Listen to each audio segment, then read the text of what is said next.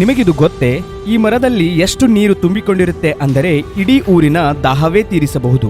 ಹೌದು, ಈ ಮರವು ನೋಡಲಿಕ್ಕೆ ಇಷ್ಟು ದೊಡ್ಡದಾಗಿದ್ದರೂ ಒಳಗಡೆ ಟೊಳ್ಳಾಗಿರುತ್ತದೆ. ಹಾಗಾದರೆ ಇಷ್ಟೊಂದು ನೀರು ಎಲ್ಲಿಂದ ಬರುತ್ತೆ ಮತ್ತು ಹೇಗೆ ಬರುತ್ತದೆ? ಈ ಮರದ ಹೆಸರು ಬಾಒಆಬ್ ಮರ ಅಂತ. ಇದು ದಕ್ಷಿಣ ಆಫ್ರಿಕಾದ ಗುಡ್ಡುಗಾಡಿನ ವನ ಪ್ರದೇಶಗಳಲ್ಲಿ ಕಂಡುಬರುತ್ತದೆ.